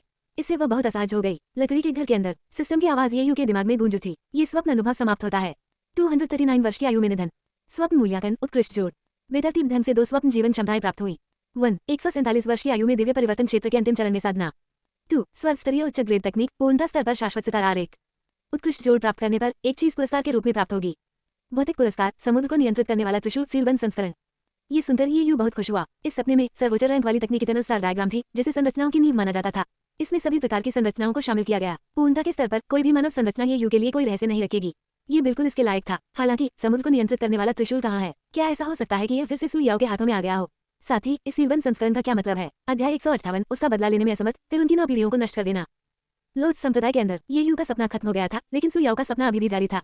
समुद्री क्षेत्र में ये यू की लाश और समुद्र को नियंत्रित करने वाले त्रिशूल को एक विशेष बर्फ के ताबूत में रखा गया था। ये सचमुच चमत्कारी था। इतनी भीषण लड़ाई के बावजूद समुद्र को नियंत्रित करने वाला त्रिशूल बरकरार रहा। चूंकि इस वस्तु का उपयोग ये यू द्वारा किया गया था, सु याओ ने इसे उसके साथ रखने का फैसला किया। बर्फ के ताबूत में परिचित चेहरे को देखकर सु याओ के आंसू बारिश की तरह गिर गए। भले ही 2 दिन बीत गए, वह अभी भी इस तथ्य को स्वीकार नहीं कर सकी। ये यू कैसे मर सकता है? सु याओ को अंतहीन अकेलापन महसूस हुआ। उसने ये यू के साथ इस दुनिया को छोड़ने के लिए आत्महत्या के बारे में भी सोचा था, लेकिन उसका ठंडा हाथ पकड़कर उसे ये यू के आखिरी शब्द याद आ गए। स्वर्गलोक में चढ़ने का प्रयास करें और वहां की हर चीज को याद रखें। क्या इन शब्दों का कोई विशेष अर्थ था? सु याओ ने बहुत देर तक विचार किया। उसके मन में एक विचार उभरा, अविश्वसनीय और आशाजनक दोनों। क्या ये संभव था कि ये यू का पुनर्जन्म हो और वो पुनर्मिलन के अवसर के साथ स्वर्गीय क्षेत्र में उसका इंतजार कर सकती है? ये सोचकर सु याओ ने अपना विश्वास पुनः प्राप्त कर लिया। तब से वो लगन से खेती करने लगी। हालांकि खेती करते समय सु याओ ने पूर्वी सागर बार ड्रैगन के ठिकाने की खोज भी जारी रखी। एक ढूंढो और एक को मार डालो। सैकड़ों साल बाद जब सु याओ असेंशन क्षेत्र में पहुंची तो उसके हाथों मारे गए ड्रैगन की संख्या लगभग 50 तक पहुंच गई थी। ऐसे शानदार रिकॉर्ड ने सु याओ को प्रसिद्ध बना दिया। समुद्र क्षेत्र में राक्षस जनजातियां सभी जानती थीं। पूर्वी सागर द्वीपों के पास एक मादा जल अप्सरा थी जो ड्रैगन को मारने में माहिर थी। किसी ने एक बार उससे पूछा, वह ड्रैगन को खत्म करने के लिए इतनी दृढ़ क्यों थी? सु याओ का उत्तर सरल था, एक आदमी जिसने पूरे दिल से मेरी देखभाल की एक अजगर के हाथों मर गया। चूंकि मैं व्यक्तिगत रूप से उनसे बदला नहीं ले सका, मैं केवल उनके पूरे वंश को ही नष्ट कर सकता था। दुनिया के सभी ड्रैगन मरने के लायक हैं। इस दबंग घोषणा ने बार ड्रैगन कबीले को क्रोधित कर दिया। तुम्हारा आदमी मर गया, लेकिन हमने उसे नहीं मारा, इसका हमसे क्या लेना देना? ये पूरी तरह से अनुचित है। हालांकि उनकी शिकायतों के बावजूद पूर्ण शक्ति के सामने वे बस इतना कर सकते थे कि जितना संभव हो सके पूर्वी सागर क्षेत्र से दूर रहें। उस युग में पूर्वी सागर क्षेत्र ड्रैगन के लिए निषिद्ध क्षेत्र बन गया था। बाद में सु याओ ने समुद्र को नियंत्रित करने वाले त्रिशूल के बारे में भी सीखा। इस बात में एक रहस्य था, लेकिन उस समय सु याओ का ध्यान पूरी तरह से असेंशन क्षेत्र में आगे बढ़ने पर था और उसने इस पर कोई ध्यान नहीं दिया। एक और 100 साल बाद सु याओ की इच्छा पूरी हुई और वह स्वर्गीय क्षेत्र में चली गई। सबसे पहले वह बहुत उत्साहित थी। स्वर्गीय क्षेत्र में ये यू से दोबारा मिलने के बारे में कल्पना कर रही थी, लेकिन जैसे जैसे समय बीतता गया वास्तविकता ने कल्पना को हरा दिया। सु याओ 5000 वर्षों तक स्वर्गीय क्षेत्र में बैठे रहे। उसने अभी भी ये यू को नहीं देखा। इस समय के दौरान सु याओ की अद्वितीय सुंदरता ने कई अमर पुरुषों की प्रशंसा को आकर्षित किया, लेकिन जब भी ये अमर पास आते सु याओ गुस्से से हमला कर देती। उसकी नजर में ये लोग क्या थे? वे ये यू के जूते पकड़ने के लायक भी नहीं थे। उसका दिल पूरी तरह से एक व्यक्ति से भर गया था, किसी और को करीब आने की इजाजत नहीं थी। वह हर दिन यादों के सहारे जीती थी, ये यू के साथ हर विवरण के बारे में सोचना, हंसना और रोना। आखिरकार सु याओ ऐसे जीवन से थक गई और उसने इसे समाप्त करने का फैसला किया। ये यू की उपस्थिति के बिना अमर बनने का क्या मतलब था? सपना टूट गया। सु याओ ने परिचित परिवेश को देखते हुए धीरे से अपनी आंखें खोली। उसे अत्यधिक आश्चर्य का अनुभव हुआ। क्या चल रहा था? क्या वह स्पष्ट रूप से स्वर्गीय क्षेत्र में नहीं थी? वह लोट संप्रदाय में कैसे लौटी? सु याओ ने लंबे समय तक याद करने की बहुत कोशिश की। वह धीरे धीरे उठ बैठी। क्या ऐसा हो सकता है कि पहले सब कुछ सपना था? लेकिन अगले ही पल सु याओ की उंगलियां एक ठंडी वस्तु को छू गईं। अपना सिर घुमाकर उसने अपने बगल में एक विशाल त्रिशूल देखा। ये वस्तु समुद्र को नियंत्रित करने वाला त्रिशूल था। सु याओ का चेहरा लाल हो गया। उसकी दृष्टि त्रिशूल पर स्थिर हो गई। नहीं, यह कोई सपना नहीं है। यदि यह स्वप्न होता तो समुद्र को नियंत्रित करने वाला त्रिशूल इस स्थान पर कैसे प्रकट हो सकता था? वास्तव में सु याओ का मार्ग सपने के समान था। वह लोट संप्रदाय में खेती कर रही थी। हालांकि ये यू की उपस्थिति के बिना सु याओ बहुत सतर्क थी। भले ही वह एकीकरण क्षेत्र में पहुंच गई थी, फिर भी वह बदला लेने के लिए अभी तक समुद्र में नहीं लौटी थी। उसने वापस जाने से पहले अपनी खेती के स्थिर होने तक इंतजार करने की योजना बनाई। तभी वह सफलता के प्रति पूरी तरह आश्वस्त हो सकती थी। इसलिए समुद्र को नियंत्रित करने वाला त्रिशूल संभवतः लोट संप्रदाय में प्रकट नहीं हो सका। लेकिन यदि पिछली घटनाएं स्वप्न नहीं थी, तो इस वस्तु की व्याख्या कैसे की जानी चाहिए? काफी देर तक विचार करने के बाद सु याओ समुद्र को नियंत्रित करने वाले त्रिशूल को पकड़कर धीरे धीरे कमरे से बाहर चली गई। उसे अपना गुरु गेंग हेशेंग मिल गया। इस समय मास्टर गेंग लोट्स माउंटेन पर शराब पी रहे थे। पुकार सुनकर वो पीछे मुड़ा। चांदनी के नीचे सु याओ का चेहरा बर्फीला ठंडा था। उसके हाथ में विशाल त्रिशूल काफी अतिरंजित लग रहा था और इसने हत्या का खौफनाक इरादा उजागर कर दिया। इस तरह के दृश्य ने मास्टर गेंग को इतना भयभीत कर दिया कि वो लगभग अपना आपा खो बैठे। उन्होंने संक्षेप में ये भी सोचा, क्या सु याओ पर आंतरिक राक्षसों का कब्जा था? उसने कांपती आवाज में पूछा, आप क्या करना चाहते हैं? मास्टर, मुझे ईमानदारी से बताएं, क्या आपने कभी ये यू नाम के शिशु को गोद लिया है? वह मेरा कनिष्ठ भाई होना चाहिए। सु याओ की आवाज बर्फ की तरह ठंडी थी। इससे मास्टर गेंग का पूरा शरीर कांप उठा। एक शिशु, ये यू दुनिया में क्या? मास्टर गेंग ने बार बार अपने हाथ हिलाते हुए कहा, सु याओ, मैं स्वर्ग की कसम खाता हूँ, मैंने किसी भी शिशु को गोद नहीं लिया है। नहीं, मैंने किसी का नाम लिया है। मेरे शिष्य के रूप में केवल आप ही हैं। चलो इस पर बात करते हैं। कृपया पहले वह चीज नीचे रख दे। ठीक है। जैसे ही वो बोल रहा था, मास्टर गेंग धीरे धीरे उसके पास आया और सु याओ को पहले त्रिशूल नीचे रखने के लिए मनाने की तैयारी करने लगा। किसी अज्ञात कारण से इस वस्तु को देखकर मास्टर गेंग को अपने दिल में एक अकस्मात धड़कन महसूस हुई। सु याओ ने बात नहीं की। इसके बजाय उसने अपनी भौहें कसकर सिकोड़ ली। यह अलग क्यों था? सपने में सब कुछ बहुत वास्तविक लग रहा था। सु याओ को बिल्कुल विश्वास नहीं हुआ कि यह सिर्फ एक साधारण सपना था। स्वर्गीय क्षेत्र की लालसा ने उसे 5000 वर्षों तक यातना दी थी। इन 5000 वर्षों तक वह हर दिन पीड़ा में जियाई। उस तरह का दर्द इतना गहरा था कि उसे भूलना असंभव था। इस समय सु याओ को अचानक कुछ महसूस हुआ और उसने ऊपर देखा। आकाश में एक तेजस्वी महिला कृषक हवा में उड़ रही थी। यदि ये यू यहाँ होती तो वह निश्चित रूप से उसे पहचान लेता। ये व्यक्ति लेन लियानियन था, जो फ्लावर स्पिरिट माउंटेन से अलग हो गया था। यह महिला कृषक, जिसने एक बार सपने में गुप्त रूप से ये यू के लिए भावनाएं विकसित की थी, का जन्म भी पूर्वी सागर महाद्वीप में हुआ था। इस समय वो ये यू की ठिकाने की भी तलाश कर रही थी। निगाहों को महसूस करने के बाद लेन लियान ने नीचे देखा। दोनों महिलाओं की नजरें मिली। उनके भाव अलग अलग थे। सु याओ ने अपनी भौहें थोड़ी सी सिकोड़ ली। वह नहीं जानती थी कि उसे इस महिला के प्रति इतनी नापसंदगी क्यों महसूस हुई। ये नापसंदगी अकथनीय थी, बस घृणा की एक तीव्र भावना थी। लेन लियानयान को भी ऐसा ही लगा। इस प्रकार वो लोट संप्रदाय के ऊपर रुक गई। अध्याय 159, कामुक बदमाश। कमल पर्वत पर लेन लियानियन और सु याओ, एक ऊंचा एक नीचा, वे चुपचाप एक दूसरे को देखते रहे। मास्टर गेंग एक तरफ खड़े होकर लेन लियानियन से निकलने वाली जबरदस्त आध्यात्मिक ऊर्जा को महसूस कर रहे थे। उसने तुरंत अपने हाथ जोड़े और कहा, मैं ये पूछने का साहस कर सकता हूँ, साथी दाववादी, तुम्हें यहाँ क्या लाया है? लिन लियान ने मास्टर गेंग की ओर नहीं देखा, उसकी नजर सु याओ पर टिकी रही। क्या तुम मुझे जानते हो? सु याओ ने अपना सिर हिलाया और उत्तर दिया, मैं तुम्हें नहीं जानती। लिन लियान हंसे बिना नहीं रह सकी, चूंकि तुम मुझे नहीं जानते तो तुम मुझे क्यों घूरते रहते हो? मास्टर गेंग की अभिव्यक्ति बहुत अजीब हो गई। ऐसा क्यों लगा कि इन दोनों महिलाओं के बीच माहौल में कुछ गड़बड़ थी। जब वे एक दूसरे को जानते तक नहीं थे तो वे घूर घूर कर क्यों देख रहे थे? एक पल की चुप्पी के बाद सु याओ अचानक मुड़ी और चली गई। भूल जाओ, तुम बार ड्रैगन नहीं हो। इस कथन से लिन लियान पूरी तरह से भ्रमित हो गई। बार ड्रैगन नहीं, इसका क्या मतलब है? सु याओ को कमरे में लौटते देख लिन लियान ने भी अपना सिर थोड़ा हिलाया। फिर वही यू के ठिकाने की तलाश जारी रखते हुए दूर तक चली गई। वह नहीं जानती थी कि सु याओ ने वास्तव में आधा वाक्य छोड़ दिया था। चूंकि अब फ्लड ड्रैगन नहीं है, इसलिए मरने की कोई जरूरत नहीं है। और अभी सु याओ के पास खड़े होकर मास्टर गेंग को स्पष्ट रूप से एक क्षणभंगुर हत्या के इरादे का एहसास हुआ था। अब शांत रात के आसमान को देखते हुए मास्टर गेंग काफी हद तक शांत हो गए थे। वह नहीं जानता था क्यों, उसने बस महसूस किया कि सु याओ एक रात में पूरी तरह से बदल गई थी। किसी ऐसे व्यक्ति की ओर हत्या का इतना तीव्र इरादा क्यों निर्देशित करे जिसे वह नहीं जानती? मास्टर गेंग समझ नहीं सके। वह केवल शराब का जग उठा सकता था और पीना जारी रख सकता था। बहुत समय पहले सु याओ की खेती पहले ही उससे आगे निकल चुकी थी। वह वास्तव में यह नहीं बता सका कि वह अब किस स्तर तक पहुंच गई है। लेकिन चूंकि उनकी शिक्षा बड़ी हो गई थी, इसलिए कुछ मामलों को उनके फैसले पर छोड़ देना चाहिए। आखिरकार वो इसे नियंत्रित नहीं कर सका। हालांकि उसने ये यू नाम क्यों लाया था? ऐसा लग रहा था जैसे किसी आदमी का नाम हो। वह वास्तव में कौन था? मास्टर गेंग ने फिर से अपना सिर खुजलाया। अगले दिन ये यू के जगने के बाद वह दरवाजे से बाहर चला गया, उगते सूरज को देखा और खुशी से झूम उठा। कोई खुली खिड़कियां नहीं, कोई जी मुलिंग दिन रात उससे चिपकी नहीं रहती। सब कुछ कितना अद्भुत लग रहा था। हालांकि ये यू की मुस्कान ज्यादा देर तक नहीं टिकी और जल्दी ही खत्म हो गई। एक सफेद बालों वाली लड़की आसमान से उतरी। वही यू के ठीक सामने आ गई। ये लड़की कोई और नहीं बल्कि दूसरी सीनियर सिस्टर जी मुलिंग थी। वह फिर आई। ये यू मदद नहीं कर सका, लेकिन एक कदम पीछे हट गया। उसने रक्षात्मक मुद्रा अपनाते हुए जी मुलिंग की निकटता से निपटने के लिए तैयार होकर अपने हाथ उठाए। उन्होंने तुरंत कहा, दूसरी वरिष्ठ बहन, कृपया परेशानी न पैदा करें। ये वरिष्ठ बहन का क्षेत्र है। मुझे डराने के लिए उस घातक महिला का उपयोग मत करो। मुझे पता है कि वह अब यहाँ नहीं है। जी मुलिंग तुरंत आगे बढ़ी, लेकिन ये यू के पास नहीं आई। इसके बजाय उसने ऊपर से नीचे तक उसकी सावधानीपूर्वक जांच की, जैसे कि वह उसका निरीक्षण कर रही हो। इससे ये यू बहुत हैरान हो गया। उसने झट से पूछा, बड़ी बहन, आप क्या कर रही हैं? मैं जांच कर रहा हूँ कि क्या उस महिला ने आपके साथ कुछ गलत किया है। जी मुलिंग की अभिव्यक्ति बहुत गंभीर थी। ये देखकर कि ये यू बिल्कुल ठीक है, उसने अंततः राहत की सांस ली। उसने कल रात प्रत्यक्ष देखा था। ये यू के सो जाने के बाद वरिष्ठ बहन तोबा की उसके कमरे में दिखाई दी। चोरी करते समय रखवाली करने का कार्य इसने जी मुलिंग की खोपड़ी को झकझोर कर रख दिया। बहुत अधिक, ये सचमुच अत्यधिक था। एक अंधेरी और तेज हवा वाली रात में एक अकेले पुरुष और महिला एक कमरे में रह रहे थे। क्या सीनियर बहन और जूनियर भाई को इसी तरह व्यवहार करना चाहिए? जैसे ही जी मुलिंग ने इसके बारे में सोचा तो वह और अधिक क्रोधित हो गई। उसने ठंडी सांस ली। जी मुलिंग की प्रतिक्रिया पर ये यू ने शर्मिंदा भाव दिखाया। सबसे बड़ी वरिष्ठ बहन कुछ गलत कर रही हैं। ऐसा कैसे हो सकता है? अगर कोई ऐसा करेगा तो वह आप ही होंगे। ये यू ने सावधानी से चारों ओर देखा और फुसफुसाया, बड़ी बहन, आप बहुत ज्यादा सोच रही हैं। सबसे बड़ी वरिष्ठ बहन बहुत अच्छी इंसान है। अच्छा, किस लिए अच्छा? इससे पहले कि जी मुलिंग अपनी बात पूरी कर पाती, वह अचानक अपनी जगह पर स्थिर हो गई। उसका मुंह चलना भी बंद हो गया। इस समय वरिष्ठ बहन तोबा की धीरे धीरे प्रकट हुई। वह जी मुलिंग के पक्ष में आई। एक आकस्मिक लहर के साथ जी मुलिंग को तुरंत पहाड़ से नीचे फेंक दिया गया। तोबा की ने शांत रहने का नाटक किया और कहा, आपकी दूसरी वरिष्ठ बहन हमेशा इतनी अनियमित रहती है। वह जो कुछ भी कहती है उसे न सुनिए या उस पर विश्वास न करें। हाँ, वरिष्ठ बहन। ये यू ने धीरे से राहत की सांस ली। किसी कारण से हर बार जब उसने तोबा की को देखा तो उसे अविश्वसनीय रूप से सहजता महसूस हुई। ये सचमुच एक आरामदायक एहसास था। हालांकि क्या जी मुलिंग वास्तव में ठीक थी? उसे सीधे बाहर फेंक दिया गया। ऊंची चोटी बहुत ऊंची थी। हालांकि तोबा की का निवास केवल आधा ऊपर था, फिर भी यह कई 100 मीटर ऊंचा था। तो ये यू ने सहज रूप से पहाड़ की ओर देखा। उन्होंने अस्थायी रूप से पूछा, दूसरी वरिष्ठ बहन को कोई समस्या नहीं होगी क्या? उन्हें चिंता मत करो, वह बहुत मजबूत है। तोबा की मुस्कुराए। वह धीरे धीरे आगे बढ़ी। जैसे ही वह ये यू के पास से गुजरी, वह अचानक रुक गई। वो बिना कुछ बोले बस चुपचाप खड़ी रही। ये देखकर यू ने असमंजस में पूछा, बड़ी बहन, क्या कुछ गड़बड़ है? तोबा की ने पूछा, क्या आप कल रात अच्छी नींद सोए? ये यू की अभिव्यक्ति थोड़ी अजीब थी। उसे समझ नहीं आया कि तोबा की ने अचानक क्यों पूछा। तब उसे एहसास हुआ, पिछली रात उसके घर पर उसकी पहली रात थी। मेजबान के रूप में ये पूछना बिल्कुल सामान्य था। आखिरकार उसने ये यू को जी मुलिंग से छुटकारा पाने में मदद की थी। स्वाभाविक रूप से वह एक अच्छी समीक्षा सुनना चाहती थी। ये यू तुरंत मुस्कुराई और बोली, बड़ी बहन, मैं कल रात बहुत अच्छी नींद सोई। मैं तरोताजा महसूस कर रही हूँ। मैंने एक अद्भुत सपना भी देखा। ये सुनकर तोबा की का चेहरा तुरंत गुलाबी रंग से चमक उठा। एक अद्भुत सपना? क्या ऐसा इसलिए था क्योंकि उसने मेरा सपना देखा था? तो क्या यह एक अद्भुत सपना था? तोबा की को इस पर विश्वास नहीं हुआ। उसे विश्वास नहीं था कि ये यू का सपना सिर्फ हाथ पकड़ने और भावनाओं को कबूल करने के बारे में था। उसने जरूर कुछ किया होगा। अशोभनीय, ये सोचकर उसका चेहरा और भी लाल हो गया। वह 3 शब्द छोड़कर तुरंत घटनास्थल से चली गई। तुम लंपट बदमाश। ये यू का सीपीयू लगभग गर्म हो रहा था। अचानक अपमान क्यों? क्या उसने यह नहीं पूछा कि क्या वह अच्छी तरह सोया? स्वर में बदलाव कुछ ज्यादा ही अचानक था, है ना? ये यू मदद नहीं कर सका, लेकिन अपना सिर थोड़ा हिलाया। जैसा कि अपेक्षित था, ऊंची पीठ पर कोई भी सामान्य नहीं था। एक भी नहीं। इसी समय एक शिष्य पास आया। उसने अपने हाथ जोड़े और कहा, मैं दाओ उपदेश शिखर से हॉन बायुआन हूँ। क्या मैं पूछ सकता हूँ कि क्या आप ये यू साथी दाववादी हैं? ये यू ने सिर हिलाया। हाँ, ये सही है, मैं हूँ। पुष्टि मिलने पर होन बायुआन ने जल्दी से कहा, संप्रदाय मास्टर के आदेश से मुझे साथी दाववादी ये यू को बैठक के लिए मुख्य हॉल में आमंत्रित करना है। ये सुनकर ये यू को बहुत आश्चर्य हुआ। संप्रदाय के मास्टर लुओजी उसे मुख्य हॉल में क्या चाहते थे? और एक बैठक? वह सिर्फ एक साधारण आंतरिक संप्रदाय का शिष्य था। किसी बैठक में भाग लेने के लिए उसके पास क्या योग्यताएं थी? बैठक शब्द आमतौर पर बड़ों के लिए आरक्षित था, है ना? जरा ठहरिए, क्या ऐसा हो सकता है कि वे सेंटेस यू रामू के साथ उनके संबंधों पर चर्चा कर रहे थे?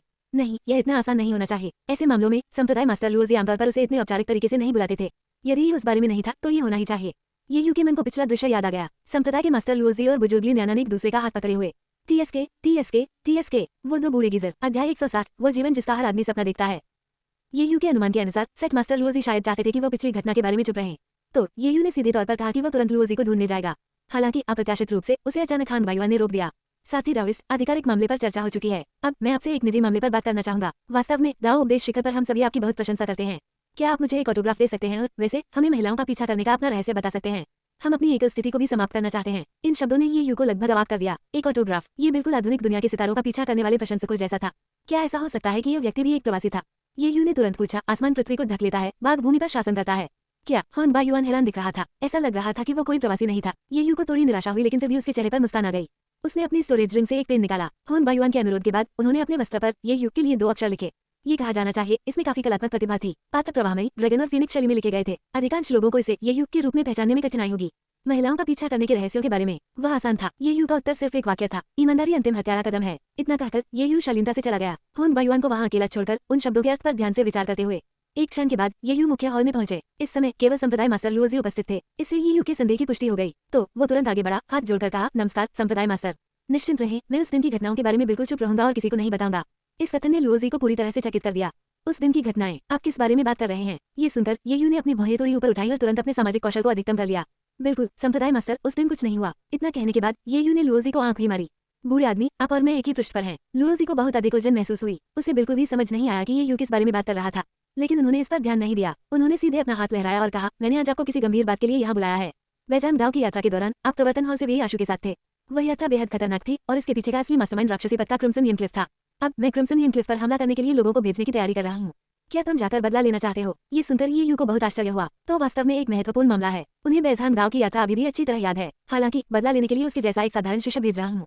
क्या ये कहा जाए कि लुओजी बहुत साहसी था, या क्या उसने मेरे साधना स्तर को देखा? ये यू ने अपनी भौहें थोड़ी सी सिकोड़ ली। तार्किक रूप से कहे तो ऐसा नहीं होना चाहिए। ये यू अब दिव्य परिवर्तन क्षेत्र के अंतिम चरण में था। जी मुलिंग द्वारा सिखाई गई छुपाने की तकनीक के साथ लुओजी को अपने साधना स्तर को देखने में सक्षम नहीं होना चाहिए जब तक ये बुरा व्यक्ति असेंशन क्षेत्र में नहीं था। हालांकि ये यू की टिप्पणियों से लुओजी क्लेश क्रॉसिंग दायरे के चरम पर था, निश्चित रूप से आरोहण क्षेत्र नहीं। तो उनके अचानक दिए गए बयान के पीछे असली मंशा क्या थी? ये यू के चेहरे पर अजीब भाव देखकर लुओजी ने धीरे से कहा, दरअसल इसके पीछे मेरे कुछ निजी मकसद हैं। रिश्ते से तुम मेरे मार्शल भतीजे हो, लेकिन मैं नहीं चाहता कि तुम यू रामू के साथ खत्म हो जाओ। तुम्हें इसका कारण पता है? ये यू ने सहजता से पूछा, क्या कारण? लुओजी का चेहरा काला पड़ गया। महान कियान राजवंश की महिला सम्राट ली रोवांग। ये नाम सुनकर ये यू मुस्कुराने पर मजबूर हो गया। उस मामले में ये ठीक है संप्रदाय मास्टर, कृपया जारी रखें। लुओजी ने ये यू की ओर अपनी आंखें घुमाई। मैं यू रामू को अपनी बेटी की तरह मानता हूँ, इसलिए स्वाभाविक रूप से मैं नहीं चाहता कि वो किसी और के साथ दाव साथी साझा करे। जब आप किसी दिन पिता बनेंगे तो आप मेरे अच्छे इरादों को समझेंगे। ये यू ने चुपचाप सिर हिलाया। दूसरे दृष्टिकोण से सोचने पर यदि भविष्य में ये न्यान को कोई आदमी पसंद आया और उस आदमी के अन्य दाव साथी थे, तो ये यू निश्चित रूप से उसे पूरी तरह से नष्ट कर देगा। लुओजी के लिए इस बारे में शांति से बोलना पहले से ही बहुत दुर्लभ था। लुओजी ने अपने हाथों को अपनी पीठ के पीछे पकड़ लिया और जारी रखा, तो मैं आप दोनों को थोड़ी देर के लिए अलग करने के लिए क्रिम्सन यिनक्लिफ पर हमला करने के इस अवसर का लाभ उठाना चाहता हूँ। अगर तुम जाओगे तो मैं यू रामू को यही रखूंगा। अगर तुम नहीं जाओगे तो मैं यू रामू को भेज दूंगा। यह इतना आसान है। मुझे उम्मीद है कि यह एक दूसरे के लिए आपकी भावनाओं को कम कर देगा। लेकिन निश्चिंत रहें, अगर आप जाते हैं तो भी कोई खतरा नहीं होगा। मैं 6 बुजुर्गों को साथ भेजूंगा। ये बिल्कुल सुरक्षित होगा। ये यू ने ज्यादा देर तक संकोच नहीं किया। वह तुरंत सहमत हो गया। ये लुओजी को चेहरा देने के बारे में नहीं था, बल्कि इसलिए था क्योंकि वह इस खेती की दुनिया के बारे में और अधिक जानना चाहता था। समय बदल गया था। पहले उसके पास ताकत की कमी थी और बाहरी दुनिया स्वाभाविक रूप से खतरों से भरी थी, लेकिन अब ये यू दिव्य परिवर्तन क्षेत्र के अंतिम चरण में पहुंच गया था। विभिन्न तकनीकों और आध्यात्मिक कलाकृतियों के साथ यहाँ तक कि एक एकीकरण क्षेत्र के कृषक का सामना करते हुए भी उन्हें लड़ने की ताकत थी। जब तक उसने लापरवाही नहीं बरती, कोई खतरा नहीं होना चाहिए। सबसे तेज शराब पीना, सबसे तेज तलवार चलाना और सबसे खूबसूरत महिलाओं को देखना, ऐसा जीवन हर आदमी का सपना होता है। हाँ, वास्तव में ये यू भी स्वर्गीय लोक में चढ़ने, अमर होने और स्वर्ग की तरह लंबे समय तक जीवित रहने की इच्छा रखता था। ये हर किसी का सपना है, लेकिन ये यू एक कृषक नहीं बनना चाहता था जो केवल एकांत स्थान तक ही सीमित रहता था और केवल खेती पर ध्यान केंद्रित करता था। वह बाहर जाकर दुनिया देखना चाहता था। इसके अलावा उसकी सपनों की कई पत्नियां अभी भी थी जिनसे उसे वास्तविकता में मिलना बाकी था। ये यू एजोर क्लाउड सेक्ट में रहकर कैसे संतुष्ट रह सकते थे? ये देखकर कि वह सहमत हो गया, लुओजी बहुत प्रसन्न हुआ। उन्होंने तुरंत कहा कि अगली सुबह कानून प्रवर्तन हॉल के प्रमुख लिनयानन क्रिम्सन यिनक्लिफ पर हमला करने के लिए टीम का नेतृत्व करेंगे। उस समय ये यू को केवल एक सुरक्षित स्थान पर रहने, किसानों के बीच लड़ाई का निरीक्षण करने और अनुभव प्राप्त करने की आवश्यकता थी। उसे अपने आप को बिल्कुल भी खतरे में नहीं डालना चाहिए, अन्यथा अगर उसे कुछ भी हो जाता तो वो वास्तव में नहीं जानता कि अपनी वरिष्ठ बहन होंगयुआन को ये कैसे समझाए। ये यू ने हंसते हुए कहा, संप्रदाय मास्टर, आप मेरे गुरु से काफी डरते हैं। उस युग में एक भी व्यक्ति ऐसा नहीं था जो आपके स्वामी से नहीं डरता हो। लुओजी आहें भरने के अलावा कुछ नहीं कर सका। इससे ये यू बहुत उत्सुक हो गया। वो युग लुओजी का वास्तव में क्या मतलब था? बाद में ये यू मुझे पीक पर लौट आया। उसने जल्दी से कुछ चीजें पैक की और चलने के लिए तैयार हो गया। वास्तव में पैक करने के लिए बहुत कुछ नहीं था। कृष्णों का अधिकांश सामान उनकी भंडारण रिंग में संग्रहित किया जाता था। ऐसी यात्रा जहाँ कोई भी एक पल की सूचना पर निकल सकता था, उनके लिए कुछ भी असामान्य नहीं था। उस रात ये यू ने एक बार फिर अलग अलग जिंदगियों का अनुकरण करना शुरू कर दिया। हालांकि वो काफी बदकिस्मत था। लगातार 2 बार उनका जन्म युद्धग्रस्त युग में हुआ। दोनों सिमुलेशन समय से पहले समाप्त हो गए, जिससे उसे विकसित होने का कोई मौका नहीं मिला। इससे ये यू काफी नाराज हो गया। वह करवट बदलकर सो गया। हालांकि अपनी धुंधली नींद के बीच ये यू को ऐसा महसूस हुआ जैसे कोई बिस्तर के पास चुपचाप उसे देख रहा हो। बहुत भयानक, लेकिन उसने जितनी भी कोशिश की वह जाग नहीं सका। इस एहसास ने ये यू को बहुत असहज कर दिया। जैसे ही तारे हिले और सूरज की रोशनी की पहली किरणें दिखाई दी, वरिष्ठ बहन तोबा की चुपचाप ये यू के कमरे से निकल गई। अपना पतला दाहिना हाथ उठाते हुए वह थोड़ी निराश दिखी। ऐसा लग रहा था कि जूनियर ब्रदर ने कल सपना नहीं देखा था। स्वाभाविक रूप से उसने उसका हाथ नहीं पकड़ा। उनकी अंगुलियों के आपस में जुड़े न होने के विचार से तोबा की को अंदर से थोड़ा खालीपन महसूस हुआ। इतना कि उसे कल रात अपना उपन्यास लिखने की प्रेरणा भी नहीं मिली। जूनियर भाई, ओ जूनियर भाई, अगर अगली बार तुमने मेरा हाथ नहीं पकड़ा तो शायद सीनियर सिस्टर को पहल करनी पड़ेगी। ये किसी अन्य कारण से नहीं, केवल कुछ प्रेरणा पाने के लिए है। इसके बारे में ज्यादा मत सोचो।